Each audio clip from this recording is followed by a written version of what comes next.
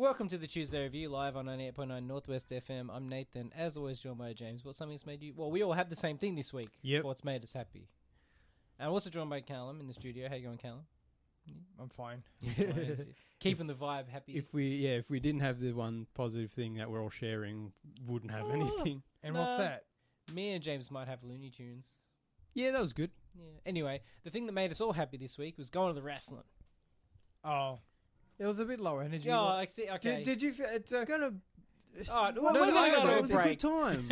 It was a good actually the food the restaurant was amazing. I had a good time. I had a good time. Yeah. Callum's just a not happy, positive energy person.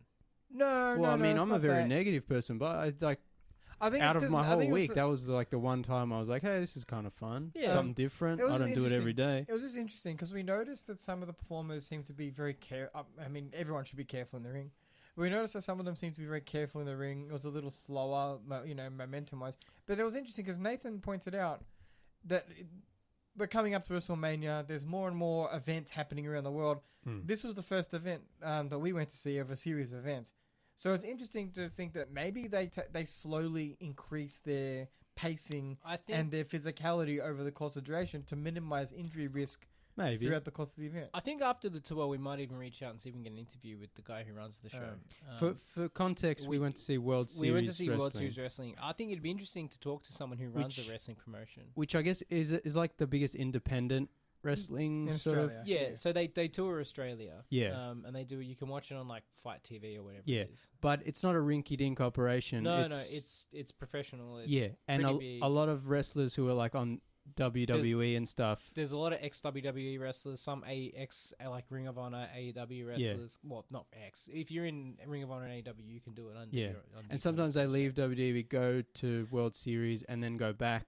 Yeah. So it's not like it's not a bunch like, of unknown. No, it's not a local promotion. It's kind of like a national promotion. Yeah. Correct. In the fact that they tour the country doing this. And we were the first stop. So I think part of it is also the fact that I don't know how much time and prep they get to kind of rehearse the matches and everything else. And I guess you don't know what it's like to work with someone who's in the ring, right? So I think some of that careful energy, a bit slower energy, might be the fact that they haven't worked with each other before. Maybe. It's the first... We were there for the first night of the tour.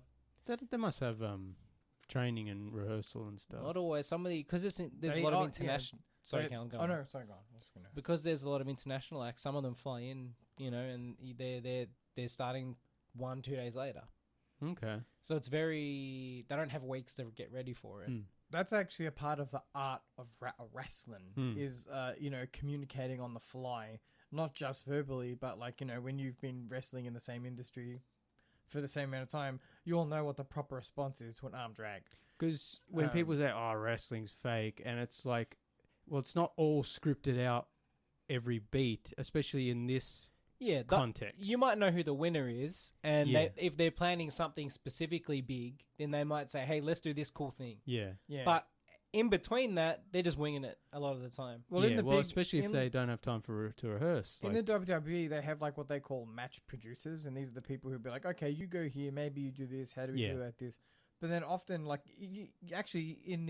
since Netflix picked up the old WWE stuff, you can watch some classic episodes and just some random episodes of Raw or whatever, where the subtitles pick up what people are saying. So you can see a one wrestler say to another, oh, hit me over the head. Really quietly, where you wouldn't pick it up before. So it's they often improvise on the fly. Yeah, I mean, it's pretty impressive, the communication is one aspect of it, but also, I guess just, improvising is not something people think about.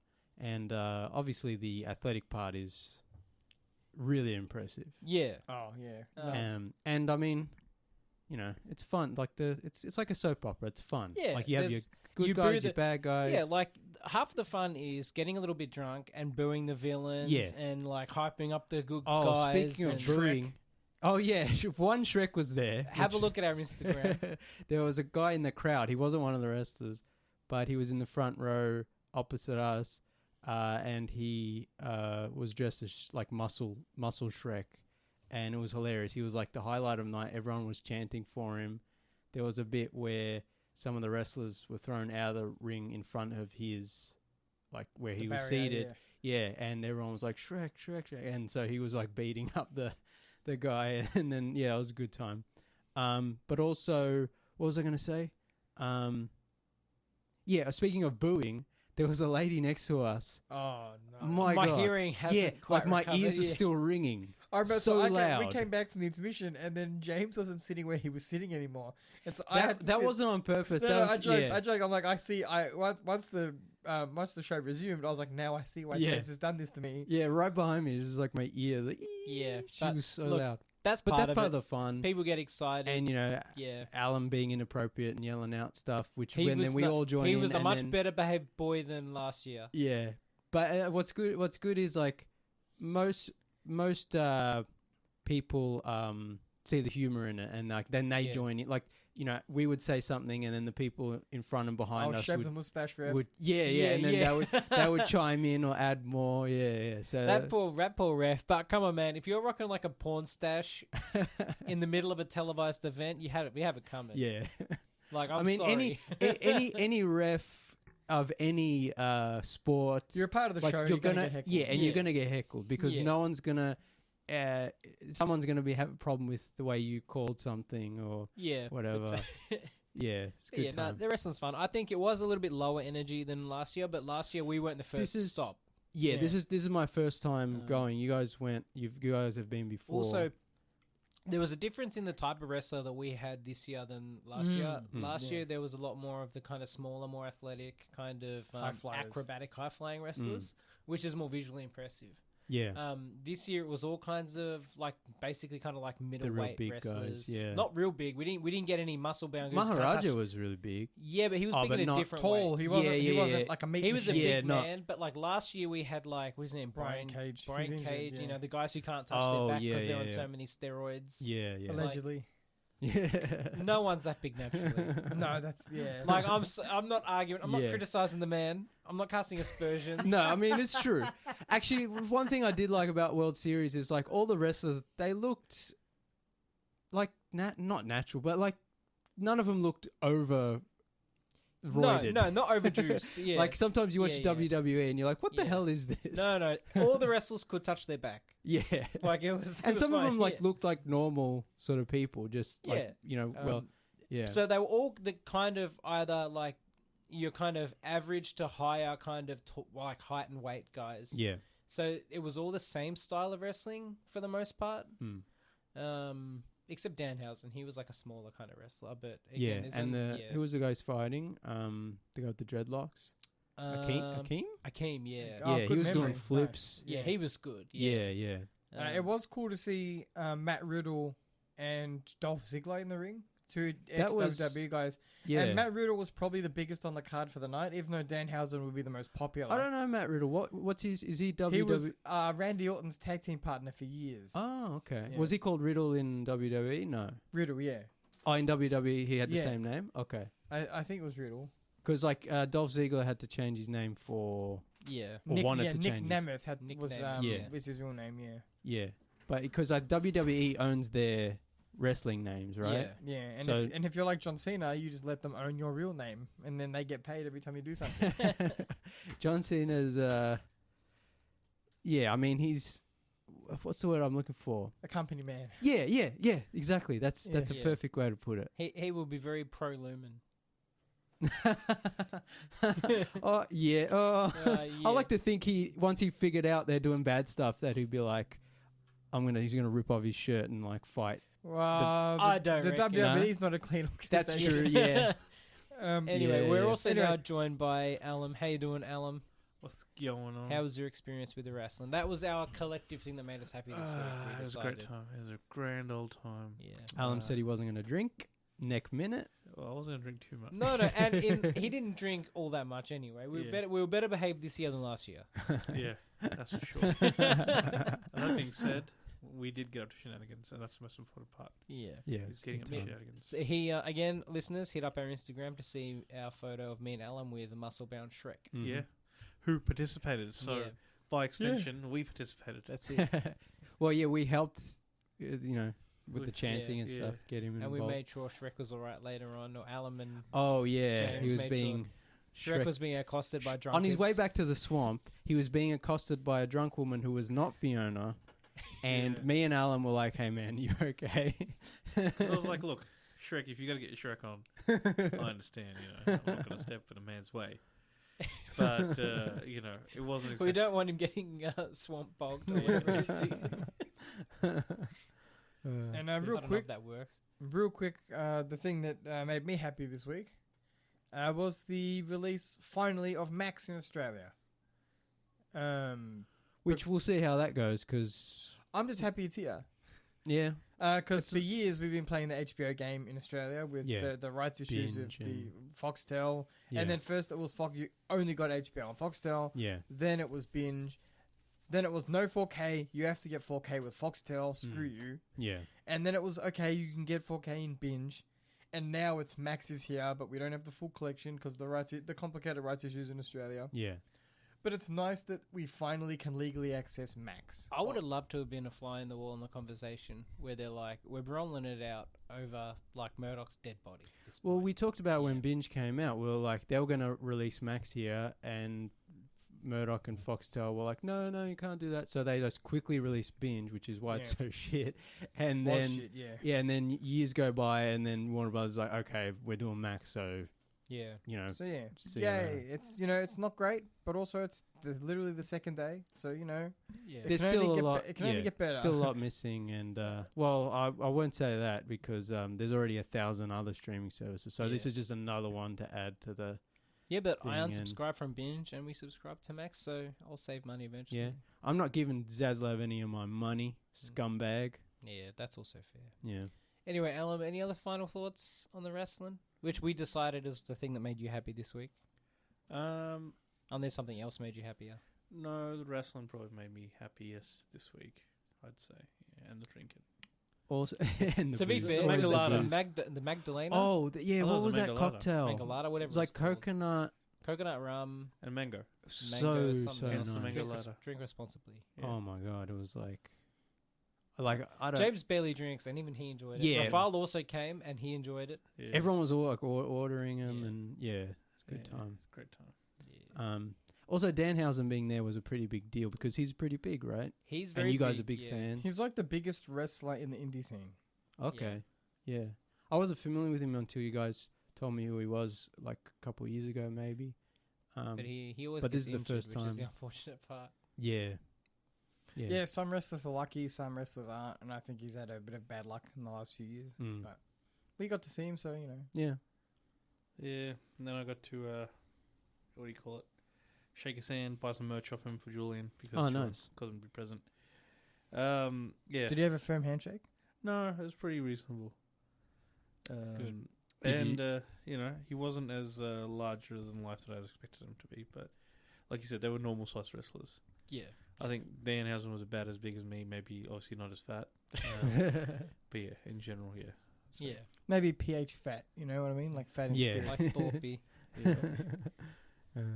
All right, we'll move on. Our second episode of discussing the Apple mega hit Yes. Severance. Yeah. So last week we ran out of time, and we had like some more points we wanted to get to. So I thought this week we'll just dive right in and get straight into Severance spoilers, season 1 and Yep. 2.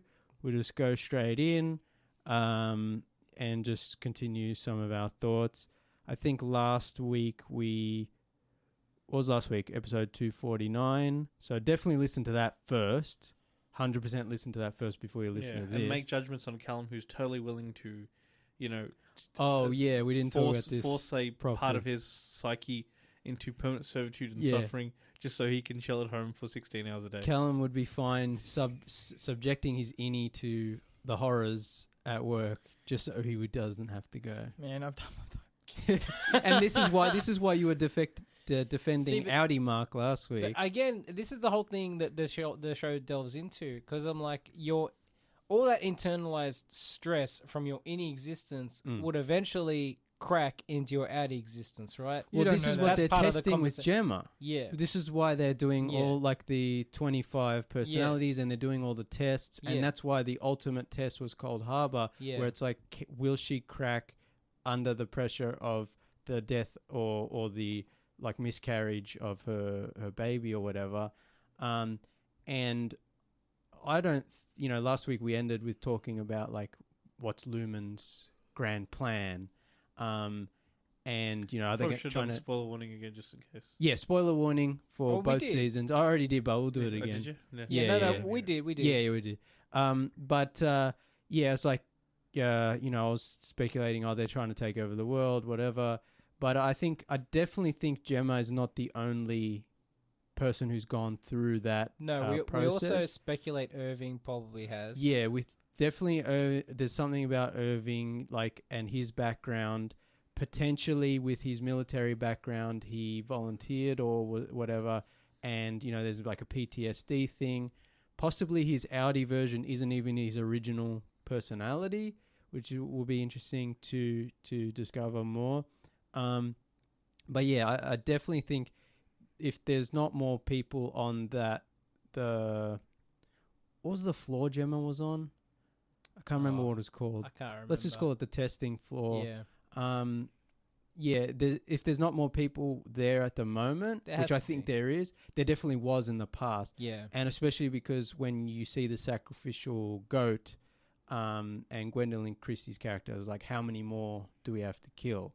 So it's like they do this all the time. Regular. Yeah, and this is potentially going on for years and years, and possibly decades, and like even before Severance, they probably were trying to figure out, because there's this whole thing with Kia, the founder of Lumen, and the cult leader, Elrond figure. Yeah, there's this whole stuff with like his origin and the Ether Factory, and his like taming of the Tempers, and his mysterious brother Dieter, which I don't think Dieter ever actually existed. That's the one that got turned to a tree for rubbing one out, yeah? Yeah, exactly. So I think I love that that's what happened, and then when you talk about it, they like Milkchick got really mad. Yeah, yeah, exactly. But it's also Helena who like points out how stupid it is, because she's grown up in this cult, but she's like, that's what happened. Like, this is dumb. But I mean, but also, I think I guess the children of the cult leader is probably going to be the most aware of how ridiculous it is. Especially the higher up you are, it's like you kind of know what the scam is. Yeah. But as we see throughout, especially season 2, like her father doesn't love or respect her, and the company will use anyone, even the CEO's daughter, to further their own gains, like to do their shifty business. So, like, I think that's what the show's about, a lot of things, but it's ultimately also very much about how they're mistreating the workers and how they use people, which is why I think episode 8, where you see Miss Cobell? Cobell's backstory and hometown, I think that was a very important episode, because a lot of people hated that episode. What? People online were going nuts. They're like, this is the worst. Yeah, and I was like, what are they talking about? This show's great. The whole freaking series is great. The whole season is great. You need that episode because it anchors everything. Yeah, I think there's a subset of the audience that, again, and this is people who they just want to see the main story barrel forward, and they don't want the world building. Yeah, I think especially because it was a world building episode. Episode 7 was all about Emma's journey and what's been happening to her, and then we get episode 8 where it slows down and it's in that small town, but I'm like, but that's again, so important. It is very important because it gives the audience a look at the world of Lumen. I guess people just want the plot to keep moving, but this is it also added so much important stuff. It does, and it gives the audience a glimpse into the world outside of the immediate kind of office, and how Lumen kind of, I guess, uses and abuses, which we don't see at the outside world a lot, especially outside of the town. It also shows how not only did they have child labor, which Cobell was a part of, but they used up this town, and now it's just like an empty husk. Everyone was just huffing ether. Yeah, and again, like I was saying with the Dieter not being real and possibly being Kia's two sort of innie and outie personalities before Severance even existed, with the chip and that technology. It's like there were probably other ways they were trying to separate with the ether, parts of themselves with 100%. the ether. Yeah, Poor man was just trying to take care of his split personality disorder. yeah. It's not that. It's He like, I started a think. cult on it. Yeah, I think it's more like he feels shame over his human emotions, and he's more sort of angers or passions, and so he has to quote unquote tame them. Yeah. And by doing that, he's like trying to remove a part of himself. And I think it's gonna be, the more we learn about the religion part of it, whether that ends up just being Is a lot of the religious iconography, are they red herrings though? well, that's the thing, is like at the end of the day, it's an evil corporation doing stuff to take over the world. How much do they really believe, especially like we said with Helena, and how much is just like, and who actually knows what the grand plan is? Is it only a few select people at the top? Probably, and then everyone else Just doing their So part this in is- a and getting each indoctrinated small in part of the big the machine. religion. Yeah, This is a bit of a excuse me. Apologies. This is a bit Callum's thrilled to be here. this is a bit of a tangent. But there's actually an interesting history of big, specifically scientific corporations, about big corporations like NASA and stuff like that, incorporating occult practices into their culture. In like that's a their very job. different thing, though. No, that's why I said it's a tangent. Yeah. Like whenever NASA does like their big, like their launches or whatever, they'll often have these really esoteric rituals they do beforehand. And I watched an interview with a lady, Diana Pasulka, who talks about being present at one, and they didn't really explain it. They're like, we're going to have him stand at this point of the star. He's going to read this thing in Latin. And she's like, why? And they're like, we just do it, okay? Yeah.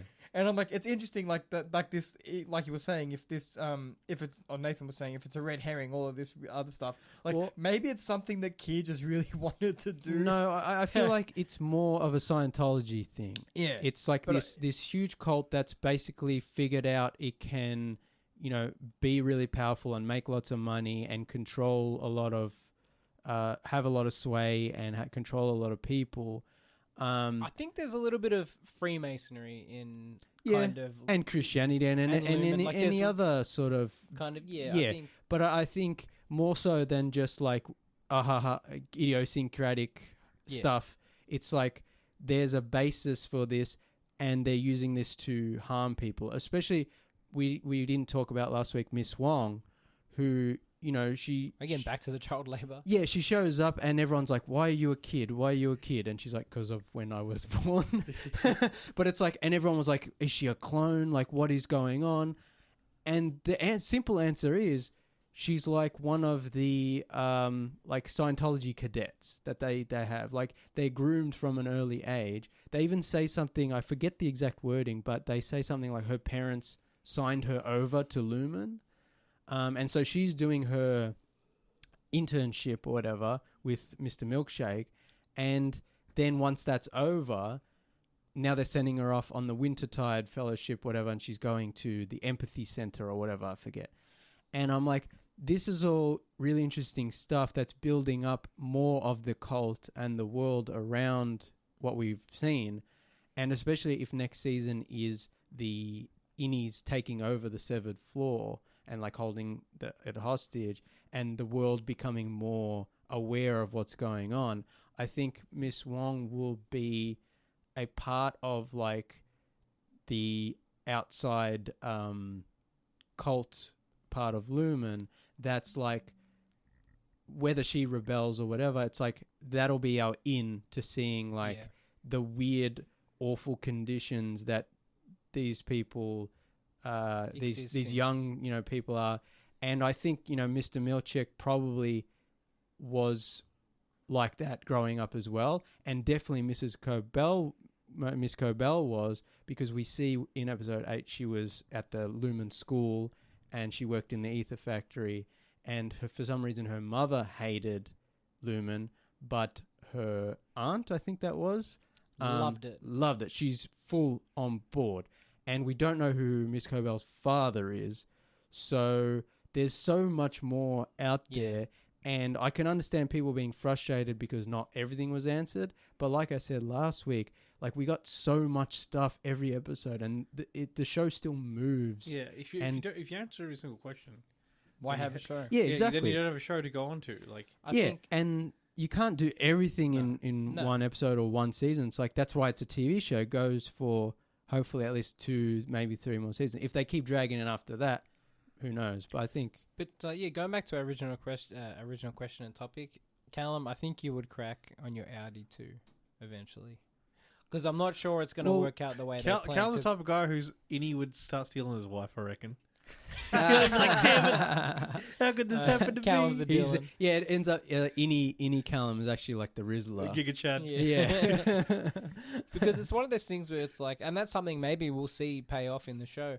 I'm like, how effective, in its essence, is their plan? Like, kind of separating people from their trauma. Well, that's the thing. Yeah, it's like, you know, especially with Gemma, it's like they're testing that boundary. But I feel like over the course of just the 2 seasons we've seen, we can see, even though they don't really remember things or details, subconsciously, there's there is a affectation, blur. Yeah. And I think that'll, like, maybe that's why they're continuing their research with people like Gemma, because the normal severance procedure doesn't completely sever them. Yeah. And they're trying to create a really steadfast, unbreakable separation. Yeah. And this also goes back to Bert, who says he was severed because he did bad things and he was afraid that he wouldn't go to heaven.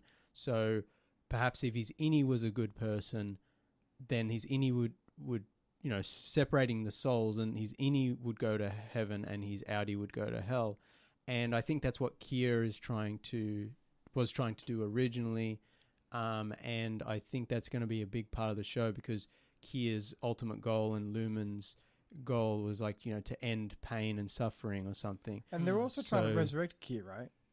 There's like that whole weird thing That's with the goats to guide him, that's another thing, is like, which I love so much. yeah, it's like that's something we still are only Yeah. getting hints at, because there's the robot Kia at the end, who seems to be aware of what Milchick is saying. No, man, but that was the big guy. Over that the was that mic. Mr. Drummond? Yeah. Because that wasn't Mr. Drummond's voice, though. That was someone else over the mic. That was But then who was that? Just a random? I think it was just a random employee. They were just performing a bit, right? yeah. It was just probably a bit they've done in like multiple departments. I don't think you need to 'Cause look I that feel far into like- that. For me, yeah, I just took, no. I just took from that scene that it was kind of like just like a little scripted, funny, ha presentation. No, but there's bits where it's like there's an unscripted moment, and like the robot like looks at him and is like, "Thanks for that, Seth." I thought Yeah, that was like a higher up member. Yeah, it was the guy working for Lumen. But no, I thought maybe it was either that or the board's kind of decision Yeah. person. But see, we still don't know about who the board Yeah. is. Like I Yeah. don't think it was just one random person. I think it was supposed to be like Something important. Uh, So maybe someone we haven't seen Yeah. yet. But it was Kia's voice. Yeah. The guy who voices Yeah, all yeah. of the Kia Yeah. things was Kia. So, yeah, I just think there's so much we don't know, especially, again, like with the robot, and like when they go on the Ortbo, the outdoor thing in the snow, which if you rearrange the letters, which is robot, but that could just mean worker, which is what the original Russian word comes from. But also you see doubles of them in the snow, like these weird, uncanny doppelgangers. So I'm like, were those robots, or were They're those just visions. yeah, or are they just the performers from the band section of the Could Severance? also be hallucinations. But we haven't. I don't think so. I mean, how would they? They were all hallucinating the exact them. same. Yeah, but what, Keep in mind that the company specializes in psychological and neurological operations. Yeah. And But and, then if that's brainwashing. but then that's something that Well, I mean, think definitely. No, I'm not needs saying that's the to- case. I'm just saying like it's also not explained. yeah. But that's Yeah. what I'm saying is, if that's just something that It we could never be. learn, I'm like, oh, that's kind of dumb. But I feel like prepare for that. everything, but everything so far, especially with the first season, but like I feel like so far they have an answer for everything. Everything is planned. Everything is set up. So I doubt very much that they're just like gonna get to the end of the show and just be like, oh yeah, that was just a weird thing that happened in the snow. I feel like it's very deliberate. Mm. You know, that's why the whole thing with the Kia robot, the animatronics, even the when Mark comes back in the first episode and he's got his new crew, and Alia Shawkat's character says like, oh, you know, in our in part of our like Severance level, there was like the animatronic statues of all the Egans. And there's the Italian guy, and he's like, oh, ours was just like a paper plate on a broom or on a stick or something. So there's just so much to unpack and so much we still don't know. Yeah, I guess we'll find out. If or not. Yeah, I mean, if the other workers from other offices, especially like the Italian guy, like there are other offices around the world, other severed workers around the world. Are they all working on their own sort of gemma? Are there like hundreds or thousands of these? Or are they only working on... My presumption is that we see one big Lumen building. Mm. I'm presuming that like a Lumen building might only have a couple big projects, but like I'm interested to see if there's other big Lumen buildings. There would be. There is. I mean, there will be hundreds of they say Lumen offices. they say they operate in like every country in the world or whatever. Now, whether that's just hyperbole from the company but I feel like it's a big corporation and a big... Yeah.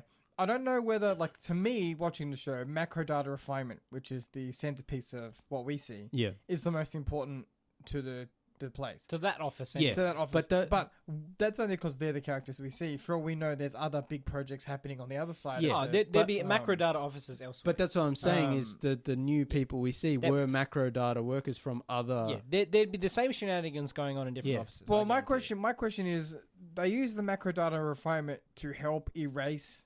like lingering emotions and personalities from Gemma. That was what Cold Harbor was. It seems to be at the surface level. It seems that each different file that they go through is like a different personality. Yeah.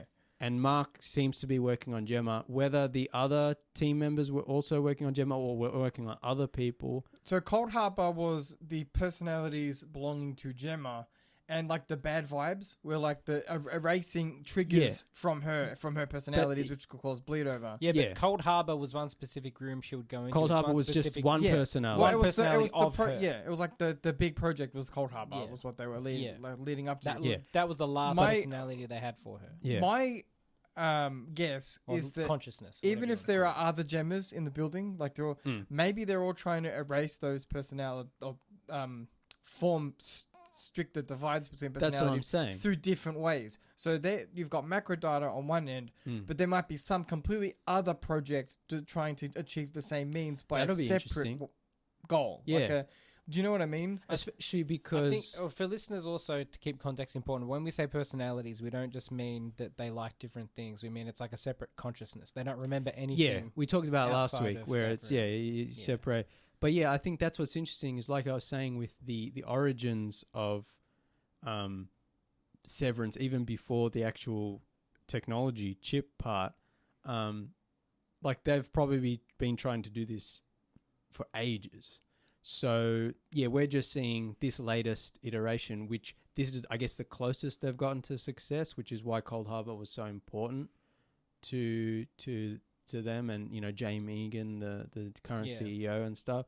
So yeah, I think it's really interesting, and we're going to see a hell of a lot more because there's so much more we don't know and so much more that it's hinting at.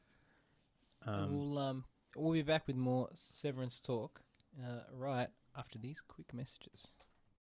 Yeah, we're back on the Tuesday Review live on 98.9 Northwest FM, talking all things Severance Season 2. Yes. And Season 1, by extension. So, one of the things I kind of wanted to discuss, I've got a couple on my mind, is what system of separation exists in terms of knowledge and memory between the innies and the outies. That's kind of what I wanted to get into too. So what James said before about, I guess, easing people's pain and all those kinds of things, it's essentially the same question, right? Yeah.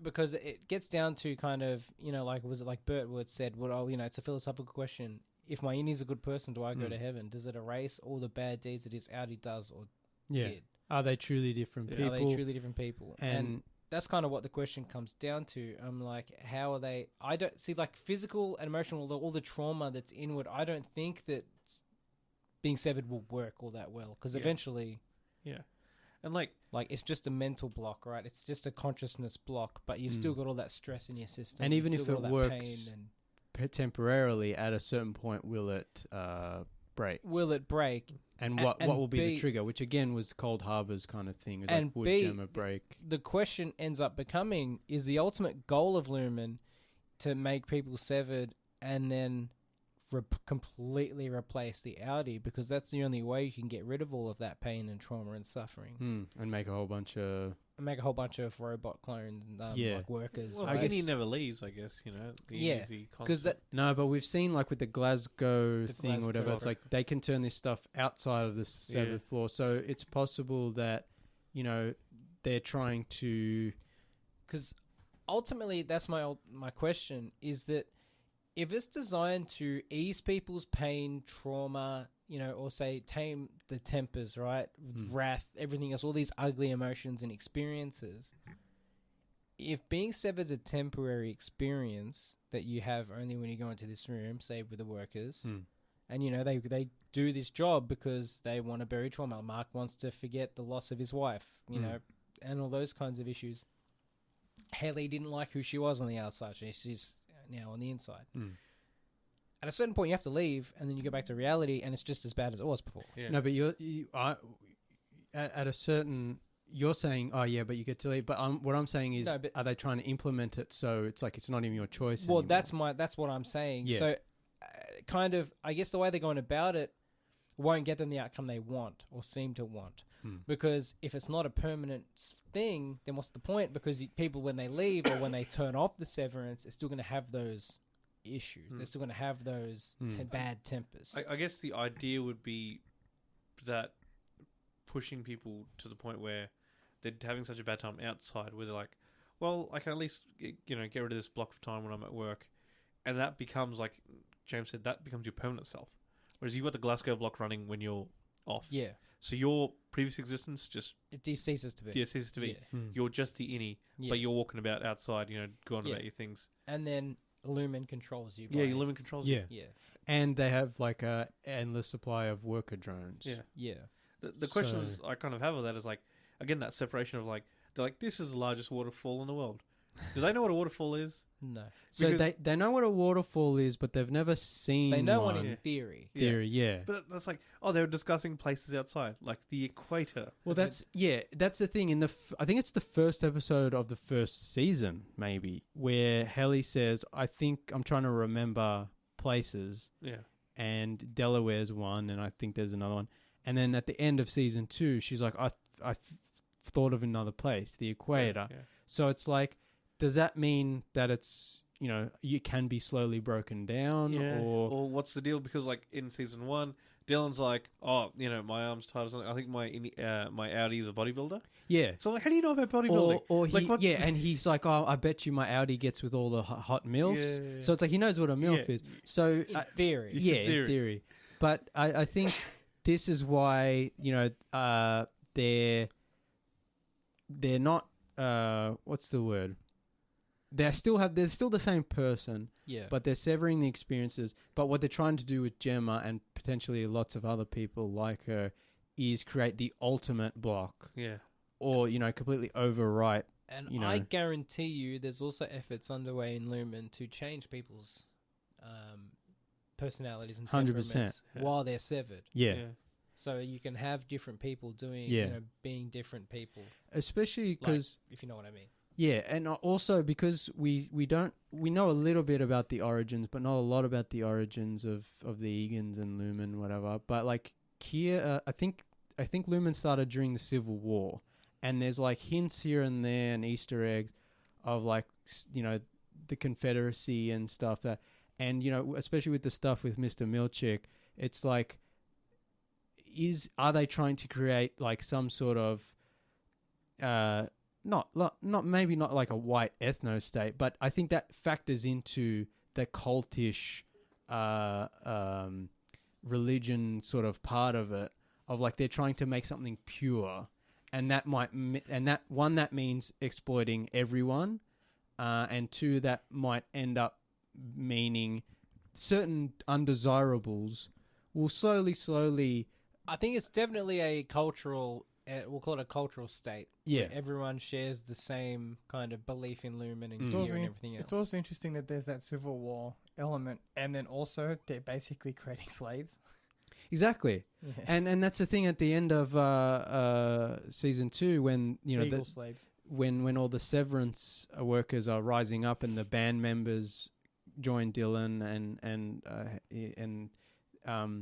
against Mr. Milchek, who is black, and we have seen that his feelings towards how Lumen treat him, basically a slave rebellion against a black overseer, quote unquote. Yeah.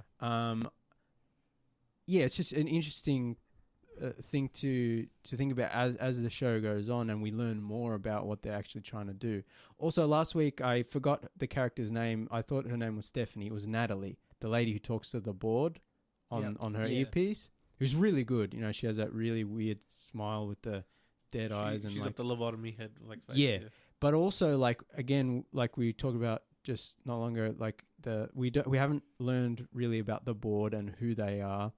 The theory in season 1 was that they were like all the previous Egans, like personalities uploaded to one Severance, like little chip that's in James Egan's head, and so he can maybe switch between the personalities, or he can communicate with them, but we still don't know. James says in the first season to Helly that, like, you're going to take over, or to Helena, that you're going to take over the company from me, and you'll be there at my revolving, which we still don't know what that means. Does that mean his chip goes into her head and she becomes the new CEO? You're going to What meld is it? minds together. I reckon that's a good point. I reckon that's also something they're looking at, right? If the personality, or I'll say the consciousness is on the chip, if they've got all the data on the chip, maybe that's kind of how it'll work. His chip gets implanted into the next host, and then it just continues. Yeah. Maybe, so they want to bring back Kier. Maybe Kier's file is corrupted, or how would, like, do you know what I mean? Like, how would this play into the whole revolving thing with Kier? Like, what makes Kier different than the other CEOs? It also... I mean, obviously, he predates the Severance operation. Yeah. Maybe it's... well, he's the founder. He's and the founder, the Messiah figure or whatever. So maybe it's Kier had the perfect tempers, and bringing back Kier, it's like he was the ultimate example. It's like bringing back, like, what is it? The Dalai Lama. They have the kind of reincarnation. Like the new Dalai Lama, the new kind of. It's like, this time it'll be a little boy, or it's like. Yeah, and maybe it's like here's Kier. It's like because he's got the perfect tempers. That also ties into the theory that Helly is pregnant, and that James Egan says, I don't love my daughter Helena, but the severed Helly, I see Kier in you, and so if she's pregnant, it's like, oh, this is Kier's, next reincarnation or whatever. We also see in the opening credits scene, there's like a little baby Kier with a beard, and it's like creepy. There's all this imagery and stuff. There's all this egg imagery. And they mention eggs a lot, so there's definitely going to be something about rebirth, fertility, like there's something going on. Yeah. We also learn that James has fathered a lot of other children with severed women. A lot of bastards. So it's like he has this whole cult thing with all these, like, brainwashed, for lack of a better word, women, and all these offspring, who he's trying to find his perfect predecessor, not predecessor, the one that comes successor. Yeah. And potentially that ties into Miss Cobell, who, she knows about this, and she was at the school when James Egan, I don't know if he was working at the school or if there's just a photo at them, like when he was visiting the school, but there's so many different questions. I would be interested to know how Severance works on individuals that have mental illness or things like schizophrenia, where it's been kind of, I guess, studied that in Western cultures, the voices and experiences that people have with these kinds of issues, like the voices might be more hostile than people of cultures where they're more kind of at ease and communicative and supported by spirits of the afterlife. And a lot of times in cultures like India and some other Asian cultures, the voices are more supportive. That's interesting. Because the idea of spirits is less scary, right? Yeah. So when you get a voice, They're like, he's hearing from the gods. Let him talk. Yeah. yeah, but no, It's my but ancestors. But the whole, True. the whole culture isn't as kind of negative towards some of these things as the People West start is. So. praying to the guy. They're like, "Oh, tell me what's gonna happen, boss man." Yeah. No, but it'd be interesting to see what happens. Like, I would like to see something like that in Severance too. Like, how does a whole different consciousness with a whole different set of preconceived notions, how does it affect? I reckon you'd still hear the voices. No, but and what would the voices be telling? They'd be like, your Audi says you're a douche. Can you imagine like hearing the voices, but there's no separation to schizophrenia? Yeah. No, you're hearing the voices, but I'm like, are the voices, like, using the context of what I just said, were the voices for your innie who doesn't have any of these preconceived notions about what the voices are they going to be more supportive than the voices on the outside? Well, I mean, how does being severed reflect some of these experiences that people who have mental illness have? Obviously, that's a really interesting point, and obviously it's not related to the show. Yeah, it's but like something that wouldn't really go into. Like, you can just explain away by, like, I guess you have to go through a mental and physical health check just to go through with the severance procedure. I guarantee you, Lumen is doing that testing. They're Yeah. probably inflicting mental illnesses on people to see how it affects. What do you call the e-meter? Yeah, doing all sorts of Dynetics business. doing all sorts of shit. But it's also interesting stuff like that is interesting. But that's what's so Severance. great about the sci-fi universe, element of it. Like, I think a lot of people It's very Philip K. watch. Dick. Yeah, even though it's like it's a show with, it's like a contemporary setting, but it's got this retro futuristic look, which is really cool. But mostly it just A little bit of backroom chic too. Yeah, I love the computers and it's so good. like keyboards. Yeah, liminal space and all that. Yeah. But like, mostly it like looks like a modern show, and there's phones, and it's like contemporary in a way. But I think it's such a great sci-fi show. And sometimes when you say sci-fi, people immediately think of spaceships and like really far advanced technology and funny outfits and spaceships and robots and stuff. But this is just such a great use of sci-fi. And I think sometimes when people are watching the show, they're forgetting that part of it. And like I was saying before, it's like there's the religion aspect, but there's also the company, like the evil corporation aspect. Like, and again, the giggles we have that it's on Apple. Yeah, exactly. Which the evil corporation brings you a show about an evil corporation. Yeah. That's the thing, is like anytime there's a movie or show with like anti-capitalist or anti-establishment messages, it's like, but you still have to work within the framework. This framework, at least for now, until hopefully we can rise up like the innies have. We're running out of time. Do you guys mind if I just quickly go through some things I jotted down? They're all random and not in any order. Yeah, hit us up. The claymation thing in the first episode where they show like the innies, like what happened in the outside. Hilarious, so well done. Keanu voices the Lumen building, I think. So funny. The most unrealistic thing about the entire series is the fact that they got that claymation thing made in like 2 days before Mark came back to work. But it's so good. So but you don't know how many thousands of slave labor were doing that's that. the thing. I was like, there's probably an innie department of just the arts department, or the filmmaking propaganda crew, graphic design department. Yeah, it was O&D. Like they just 3D printed all these. Why is Cobell so obsessed with Mark? She even says in the last episode, I think, where it's like, I really care about you or something. And it's like, it's not just, there's something going on. Whether she's his mother or something, I don't know. But there's definitely something we haven't learned yet. While you're thinking of the next one, the whole Irv thing, you guys obviously touched on it. Like, we've seen a bit of Dylan G's backstory. We see a good amount of Hallie or Helena. You see obviously a lot of Mark, but you see basically nothing of her. Like Yeah. you see him in Bert. We saw. We talked I about think last it was week. Was it the end of season 1 where you see a little bit of Irving Yeah. and he's got like a the military overtime- bag? yeah, and You in the see first so season- little. Like he's gonna definitely have to play. Yeah. Well, much we bigger talked role, about yeah. last week where there was a lack of Irving, and I think that'll definitely come back in a big way, and Yeah. much more will be revealed. Like I said, not only because we don't know a lot about why he's investigating, who he's talking Yeah. to on the phone, but also we suspect he's been severed before, potentially an experiment like Gemma, and potentially like a military Yeah.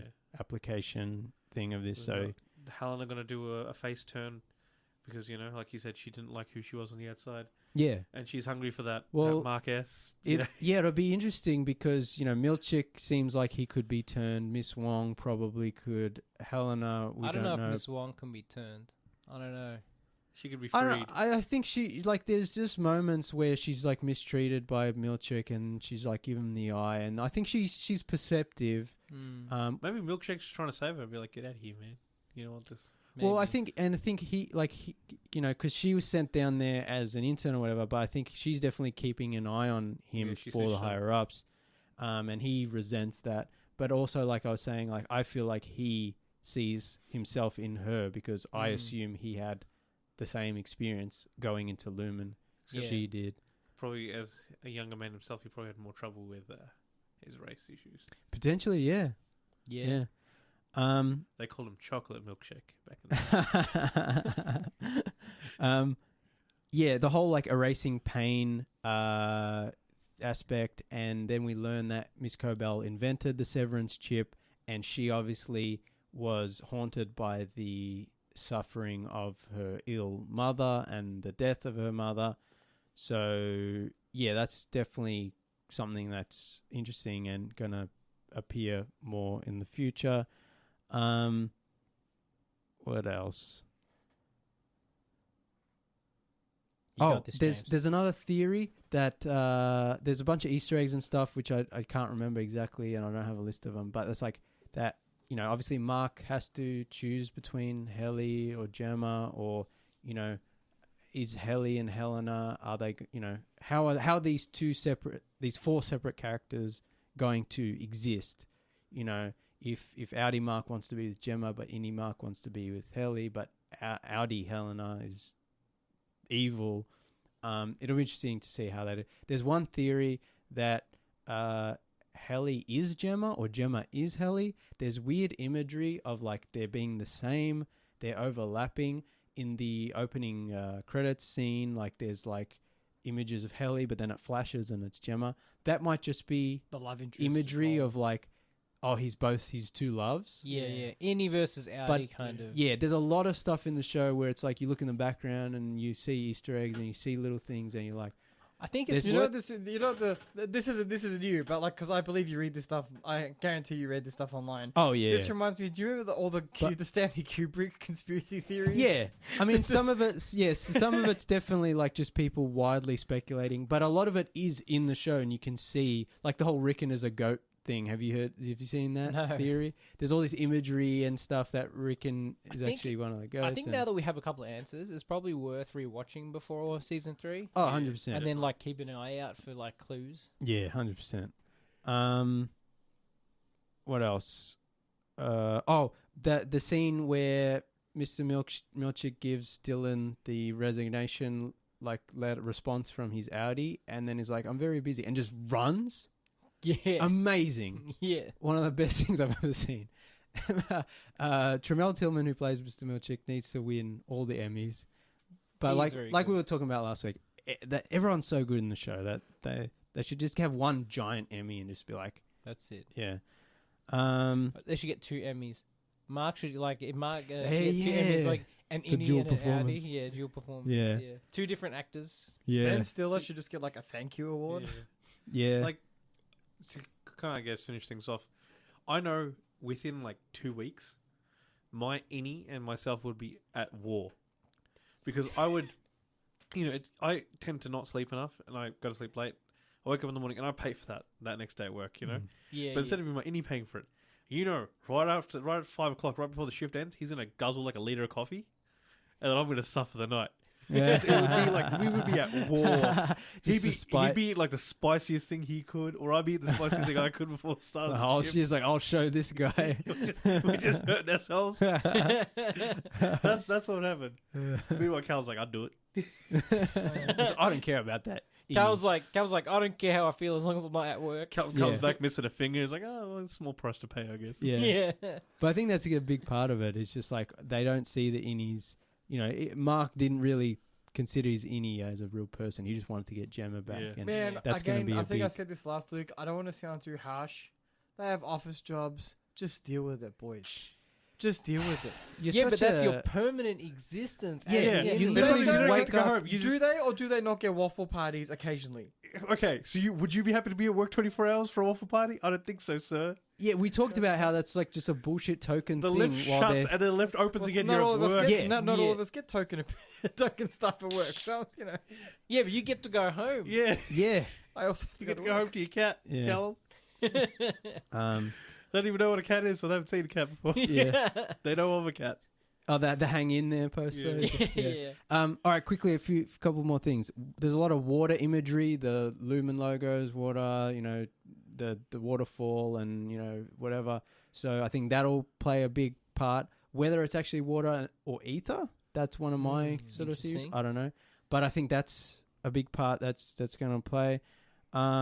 Also, Rickon, we didn't see a lot of him this season. And we see that he's writing Not a sort lot of... of everything either.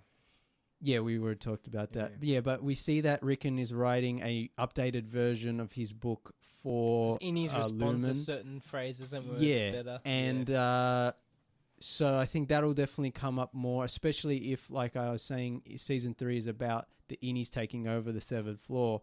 And what they're going to send Rickon in to negotiate, or they're going to ask Rickon to write pamphlets. So it's like saying, you're like, oh, your Audi doesn't want this or whatever, or you know, all this bullcrap. So I think that'll be interesting. Yeah, I think. We already mentioned the opening credits, but the artist who does it, Oliver Latter, so good. And the first season credits and the second season credits are different. Have different imagery, so it's really interesting. So there's all these little cool things, and it's like just looks really cool. And it's weird and fun, and yeah, it's the best show on TV. People complaining about season 2 can shut up, and I can't wait for more. Hopefully, They've said it shouldn't take as long. yeah, I think Yeah. it'll still take a while because of Yeah. how meticulous they are with the filming and how much that comes across in the show. But yeah, hopefully it doesn't take as long. Yeah. We're all out of time. Thanks for listening, everyone. You can catch a Tuesday Review on all the social media platforms at Tuesday Review AU. That's Facebook, Instagram, Threads, Blue Sky, Newsmast, and Twitter. Delete Twitter.